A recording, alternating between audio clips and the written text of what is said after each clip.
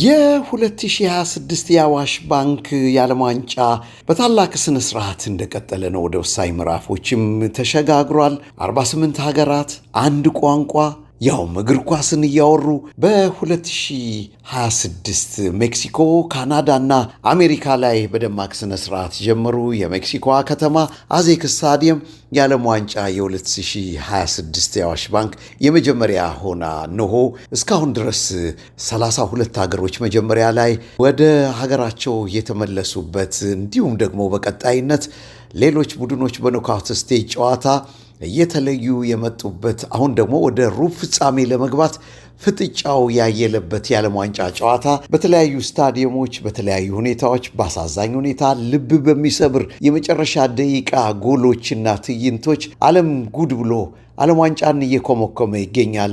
አሁን ወደ ሩብ ፍጻሜ ለማለፍ ጨዋታዎች እየተካሄዱ ነው። ሶስቱ አዘጋጅ ሀገሮች ሜክሲኮ፣ ካናዳ እና አሜሪካ አብረው ቆዩና ከአዘጋጅ ሀገሮች አንደኛዋ ካናዳ እነሆ ተሰናብታለች። ሪሊ ካናዳ ስትጫወትበት የነበረውን የቶሮንቶ ስታዲየም ለቃ ወጥታ በአሜሪካ ባደረገችው ቆይታ እነሆ በሞሮኮ 3-0 ተሸንፋ ከውድድሩ ውጪ ሆናለች። አሁን ሁለቱ አዘጋጅ ሀገሮች ሜክሲኮና አሜሪካ በዚህ የውድድር ዓመት እስከምን ድረስ ሊቀጥሉ ይችላሉ የሚለው ደግሞ እጅግ አነጋጋሪ ሆኖ ነው የሚቀጥለው። በዚህ ጨዋታ ሁለቱ ሀገራት ቀርተዋል። በነገራችን ላይ ካናዳ ከዓለም ዋንጫ ብትወጣም ሂደቷ ግን ስኬታማ እንደነበረ ብዙዎች ይመሰክሩላታል። የዓለም ዋንጫ ዝግጅቷን ነው ያከናወነችው። ደማቅ ነበረ ዝግጅቷ። ብሔራዊ ቡድኗ አለ የተባለው አቅሟ የፈቀደውን ውጤት በሙሉ አስመዝግቧል። ወጣቶቹ ተስፋ ሰጪ ሂደትን ለቀጣዮቹ ውድድሮች አመቻችቷል። 122ኛ ደረጃ ላይ ነበረች ፊፋ የደረጃ ሰንጠረዥ ላይ፣ ግን ደግሞ 16 ውስጥ ቀርታለች። ይሄ ኪሳራ ሳይሆን ትርፍ መሆኑን አሳይታለች። በርካታ የዓለማችን ሕዝብ አይኑን ወደ ካናዳ ቶሮንቶ ሲያማትር ነበረ። ብሔራዊ ቡድኑን ብቻ በማየት ሳይሆን ሌሎች ሀገራት የሚያደርጉትንም ጨዋታ እንደዚሁ በስፍራው ተገኝተው ሲያዩ፣ ሲመለከቱ፣ ሲጎበኙ ለሀገሪቱ የቱሪዝም ኢንዱስትሪ ጉልህ አስተዋጽኦ ሲያደርጉ በኢኮኖሚው ላይ ተጨማሪ አቅም፣ ጉልበት ኢንጀክት ሲያደርጉ ቆይታ አድርጓል። ከኳታሩ የዓለም ዋንጫ የተሻለዋቸዋን ካናዳ ስናይ ቆይተናል። የጄሲ ማርሽ ቡድን በእውነት ከዓለም ትልልቅ ሀገራት ውጤት ጨዋታ ጋር ሲነጻጸር ቀደም ብሎ የነበረውን ሰፊ ልዩነት አሁን ያጠበቡ የሚመስልበትን ሁኔታ እያሳዩ ነው። እውነት ነው በጨዋታ ሂደት፣ እውነት ነው ባመጡት ካናዳውያን ውጤቱ እየጠበበ ስለመምጣቱ ተጨማሪ ማስረጃ ላናጣቅስ ይቻል ይሆናል። ግን ካናዳዎች ልዩነት አጥብበው የዓለም ዋንጫን በታሪካቸው ለመጀመሪያ ጊዜ አዘጋጅተው 16 ውስጥ መግባት ችለዋል።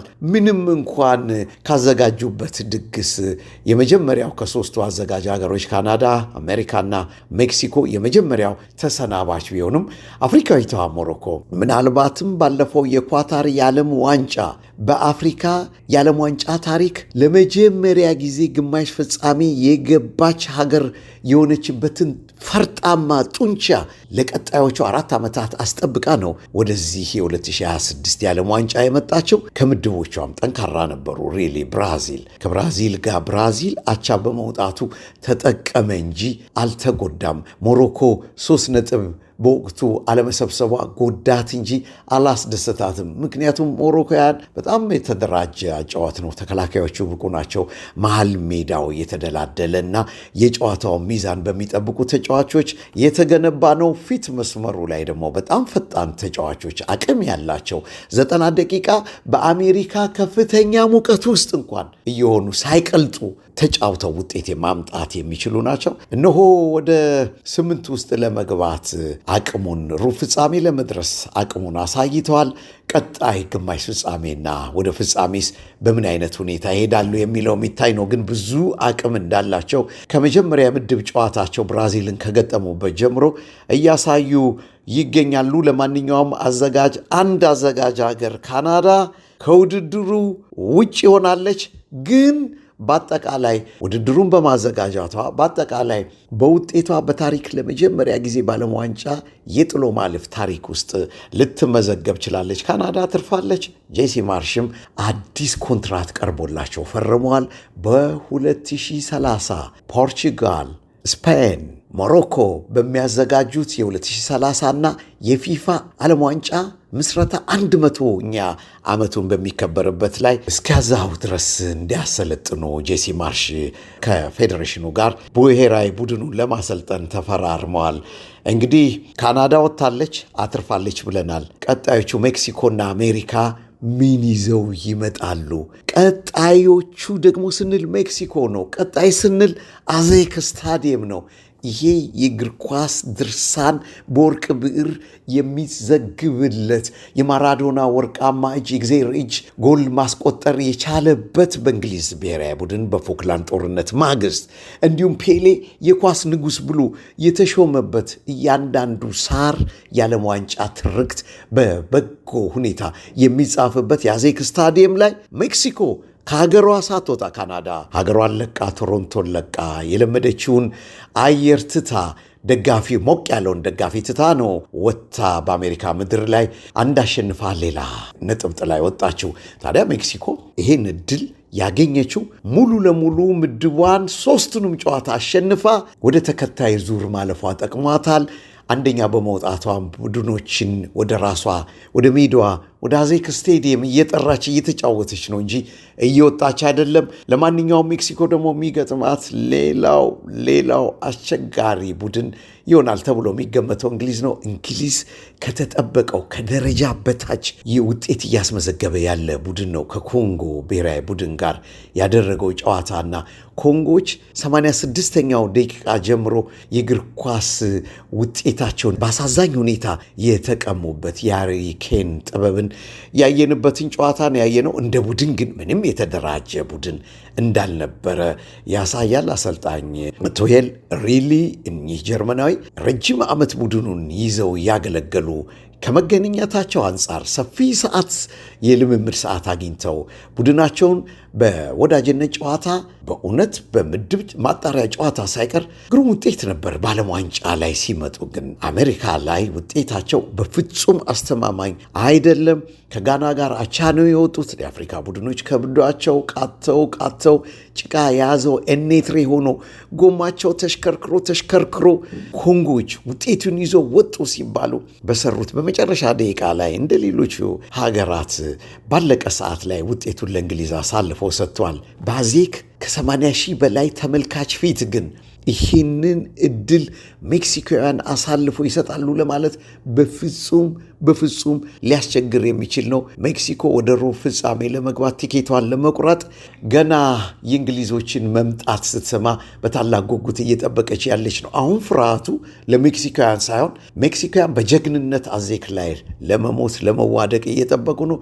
እንግሊዛውያን ግን አንደኛ በቀይ መስመር የኋላ ተጫዋች የላቸውም። ስፔንስ በጣም ጉዳት አለው፣ በቦታው አይመጥንም ተባለ። ከዛ በፊት ደግሞ ጄምስ ተጉዳት አጋጥሞታል። ትሬንት አሌክሳንደር አርሎንድ በአሰልጣኝ ቱሄል ሳይመረጥ ቀርቷል። ጋዜጠኞች ሲደጋግመው ሲወቅሷቸው ነበር። ሊወስዱ ግን ፈቃደኛ አልሆኑም።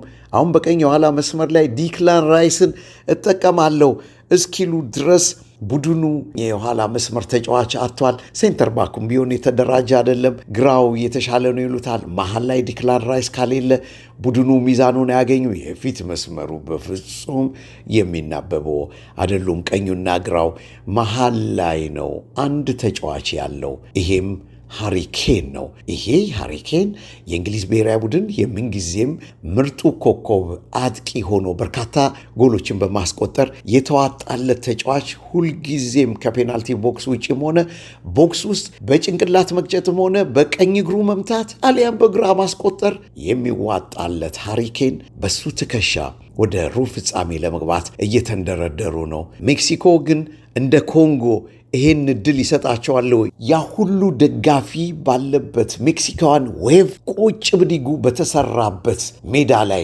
ሜክሲኮ ይህንን እድል አሳልፋ ትሰጣለች? ከባድ ነው የሚሆነው። ስለዚህ ከአዘጋጅ ሀገር የሚወጣው ሁለተኛው ቡድን ማን ሊሆን ይችላል? አሜሪካ ከቤልጂየም ነው ጨዋታው የምታደርገው። ቤልጂየም እነኛን ታላላቅ ተጫዋቾች ይዛ ወጥ የሆነ ብሔራዊ ቡድን ግን ማሳየት የቻለች ቡድን አይደለችም እየተባለች ትታማለች። አገግማ እያነከሰችም ቢሆን ወደ ሩብ ፍጻሜ ለመምጣት ጥረት እያደረገች ነው። ሌላ አዘጋጅ ሀገር አሜሪካን ነው የምታገኘው። የአሜሪካ ብሔራዊ ቡድን እጅግ በወጣቶች የተነገነባ ፈጣን የመጫወት ጉልበትና ፍላጎት ያላቸው፣ ለማሸነፍ ያላቸው ስሜትም ጫፍ የደረሰ ተጫዋቾችን ነው የያዘችው። በፍላጎት ረገድ፣ በፍጥነት ረገድ ጨዋታ ውስጥ ቶሎ ተመልሰው ገብተው አጥቅተው ለመጫወት በሚያደርጉት ጥረት እርግጥ ነው የፊት መስመራቸው በቀይ ካርድ ተጫዋች ባልጉን በቀይ ካርድ ወጥቷል። ምናልባት ያ ካልጎዳቸው በስተቀር በሌላ ተጫዋች የሚተኩበት ሁኔታ ማስተካከል የሚችሉ ከሆነ አሜሪካ ከዚህ ምድብ አዘጋጅ ሀገር ሆና ላትወጣ የምትችልበት እድል በጉልህ ይታያል። ትላንት ታዲያ በተደረጉት ጨዋታዎች 48 ሀገራት አንድ ቋንቋን እግር ኳስን እየተናገሩ ፈረንሳይና ፓራጓይን በፊላዴልፊያ የአሜሪካ የነጻነት ደወል በዓለም ሕዝብ ዘንድ 13 የአሜሪካ ስቴቶች አንድ ላይ ተሰባስበው አሜሪካን የመሰረቱበት የመጀመሪያው ደወል የተደወለባት ፊላዴልፊያ ላይ ይሄው ጨዋታ ጁላይ 4 በአሜሪካ የነጻነት ቀን እንዲካሄድ እድል ወጥቶ ነበር። ያገናኛቸው ደግሞ በዕጣ ፈረንሳይና ፓራጓይ ይሆናል። ከባድ ጨዋታ ነበር። ከፍተኛ ሙቀት ነበር። 100 ዲግሪ ፋራናይት 38 ዲግሪ ሴልሺየስ ላይ ነው የተጫወቱት። የዓለም ዋንጫን ህይወት ለፈረንሳዮች በጣም ከባድ አድርገዋቸው ነበር። ምባፔ በፔናልቲ 7ኛ ጎሉን እስኪያስቆጥርበት ጊዜ ድረስ በእውነት ፓራጓይ ኃይል የተቀላቀለበትን አግሬሲቭ ጨዋታ ነበረ መጫወትን የመረጡት። ግን ደግሞ በሚያሳዝን ሁኔታ አንድም ቢጫ ካርድ በ90 ደቂቃ ሳያወጡ እንደ ፓራጓይ ኃይል የተቀላቀለበት ጨዋታ አጫወት በርካታ ቢጫ ካርዶች ከዚህም ይታያል ተብሎ ሲጠበቅ ነበር። ግን ደግሞ አልቢትሩ ቢጫ ካርድ ያወጡት 90 ደቂቃ ጨዋታው አልቆ ፊሽካ ካሰሙ በኋላ በታየው የስነ ምግባር ግድፈት ነው ቢጫ ካርድ ያሳዩት እንጂ ከጨዋታው በፊት 90 ደቂቃ አንድም ቢጫ ካርድ አልታየም። ከፓራጓይ አግሬሲቭ የሆነ አጫዋት አንጻር በርካታ ነገሮችን እናያለን ብለን ነው። ፓራጓይ ትላንትና በጣም አጥብቃ ተከላክላ ለመጫወት ነው ጥረት ስታደርግ የቆየችው። 89ኛው ደቂቃ ላይ ብቻ ነበር አንድ ኢላማውን የጠበቀ የጎል ሙከራ ፈረንሳይ ላይ ማስመዝገብ የቻለችው። እንደዛም ቢሆን በፈረንሳይ ብሔራዊ ቡድንም ፓራጓይ ላይ በኖክአውት ስቴጅ እጅግ የዘገየ የጎል ሙከራ በተባለለት 22ኛው ደቂቃ ላይ ነው የጎል ሙከራ ማድረግ የቻሉት ፈረንሳያን። ይሄ ማለት በኖክአውት ስቴጅ ኦፕታ መመዝገብ ከጀመረበት 1966 በኋላ የዘገየ የኖክአውት ስቴጅ የጎል ሙከራ ነው ተብሎ ተመዝግቧል። እንግዲህ በኳስ የኤምባፔን ደረት የመታው ማቲያስ ጋላርስ የኤምባፔን ሙቀትም ጨምሯል። ጎል አሸንፈው ሲወጡ ፊት ለፊቱ ላይ ነው ሴሌብሬት ያደረገው እጆቹን ዘርግቶ። ኤምባፔ እንግዲህ ነገሮች ቁርሾ ይዘው እስከ መጨረሻው ፍጻሜ ድረስ ሄደዋል። በወንድማማችነት ተጨባብጠው ይወጣሉ ሲባል እጁን ዘርግቶ አፉን ከፍቶ ኪሊያን ኤምባፔ ደስታውን የገለጸበት መንገድ ብሽሽቁ በጨዋታው ማብቂያም ላይ እንደቀጠለ የሚያሳይ ነው። ግን የዓለም ዋንጫን ህይወት ለፈረንሳይ ከባድ አድርጎበት ነበረ። ብዙዎች እንደገመቱት ከጨዋታው በፊት ፈረንሳይ ፓራጓይን በቀላሉ ያሸንፋል ብለው ገምተው ነበር። ያየነው ሁኔታ ግን ይህን አይመሰክርም። እንዲሁም የዓለም ዋንጫ አሁን ያለበት ስቴጅ እንዲሁ በቀላሉ ከሌ ያሸንፋል በፍጹም ስህተት ሊሆን እንደሚችል ፓራጓዮች አሳይተዋል። አንድ ጎል የተቆጠረባቸው እሱም በፔናልቲ ነው። አጨቃጫቂነቱም እንደቀጠለ ነው። አልቢትሩ አልሰጡም ኡዝቤኮ። ግን ደግሞ ቫር ጠርቷቸው ካዩ በኋላ መግለጫቸውን በስታዲየሙ ለታደሙት ከገለጹ በኋላ የፓራጓይ ተጫዋቾች ጭንቅላታቸውን እንደያዙ ፔናልቲውን ሰጡ። አይምሬው ፔናልቲ በዚህ ውድድር ዓመት ያልሳተው ኪሊያን ኤምባፔ 7ኛውን ጎል አሁን ከሊዮኔል ሜሲ እኩል 7 ሆኗል። ኦፍኮርስ ሊዮ አንድ ጨዋታ ይቀሯል። ይህንን ጨዋታ ላይ የሚያስቆጥር ከሆነ መሪነቱን ይቀጥላል። በጎልደን ቡትስ ደረጃ የወርቅ ጫማ የዓለም ዋንጫውን ለመውሰድ ላስጨራሽ እንቅስቃሴ እያደረገ ነው። 19 ጨዋታ በዓለም ዋንጫ አድርጎ 19 ጎል ኪሊያን ኤምባፔ ማስቆጠር የቻለ ምርጥ ተጫዋችነቱን እያሳየ ይገኛል። በ2022 የኳታር የዓለም ዋንጫ ኪሊያን ኤምባፔ 8 ጎሎችን በማስቆጠር ያውም በፍጻሜ ጨዋታ ያውም ተጋጣሚ ቀዳሚው አርጀንቲና ላይ ሃትሪክ በሰራበት ሁኔታ 8 ጎሎችን አስቆጥሮ የወርቅ ጫማውን ማጥለቅ ችሏል። አሁን ደግሞ ይህንን የወርቅ ጫማ ለማግኘት ሁለት ምታተኛ ተጫዋቾች ሊዮ ሜሲ እና ኪሊያን ምባፔ እየተወዳደሩ ነው። ለጊዜው እኩል 7 ጎሎችን ይዘዋል። ግን ደግሞ ማን ይጨርሳል የሚለው ሌላ ጥያቄ ውስጥ የሚገባ ነው። ሊዮ አቅም አለው፣ አስቆጣሪ ነው፣ ሃትሪክ መስራት ችሏል። ኪሊያን ምባፔ አቅም አለው፣ ፈጣን ነው፣ ጉልበት አለው፣ ጎል ያስቆጥራል። ከየትኛውም ተከላካይ መሃል መንጭቆ ወጥቶ በፍጥነት ሄዶ በቀኙ እግር ያገባል፣ በግራው እግር ያገባል፣ በጭንቅላት ያስቆጥራል። ከፔናልቲ ስፖት ላይ የሚመታቸው ኳሶች አይምሬ ናቸው። እነኚህ ጨዋታዎች እንግዲህ ወደ ኖካውት ስቴጅ ተላልፎ ሩብ ፍጻሜ ውስጥ ለመግባት ጥረቶች እንደቀጠሉ ይገኛሉ። ፈረንሳይ ያሸንፏል። የሚገጥመው ደግሞ ሞሮኮን ነው። የት? ቦስተን ስታዲየም ላይ አሜሪካ። መቼ? ጁላይ 9 በሩብ ፍጻሜ ይገናኛሉ። አሁን ከአፍሪካ 2 ሀገራት ብቻ ቀርቷል። አፍሪካዊቷ ሀገር ሞሮኮ እጅግ ለዋንጫ ከፍተኛ ግምት የዓለም ስፖርት ተንታኞች የሰጧትን ፈረንሳይ ጋር የምታደርገው ጨዋታ ምን መልክ ይኖረዋል? አብረን የምናየው ይሆናል። ሜክሲኮ አዘጋጅ ሆና ወጥታለች። ከሁለት አንዱ ሜክሲኮና አሜሪካ ሁለቱም ይሻገራሉ ወይስ ከሁለት አንዱ ይጥላሉ? አብረን እናያለን። ዓለም ዋንጫ በጣፈጠ ሁኔታ እንደቀጠለ ነው። ቀጣዮቹ የነገ በስቲያ የዛሬ ጨዋታዎች እንዴት ይሆኑ የሚለውን ከዚሁ ከአሜሪካ ሚኒሶታ በቀጥታ ስርጭት ወደ እናንተ እናደርሳለን። ቺርስ እንላለን። ቺርስ። አዋሽ ባንክ ለዓለም ዋንጫ ክብር ሲል ቺርስ ብሏቸዋል። እኔም ቺርስ እላቸዋለሁ። ደፋ ቀና ብላ የመጀመሪያ ዋንጫዋን ላዘጋጀችውና አሁን ከውድድሩ ለወጣችው ካናዳ ቺርስ ብለናል።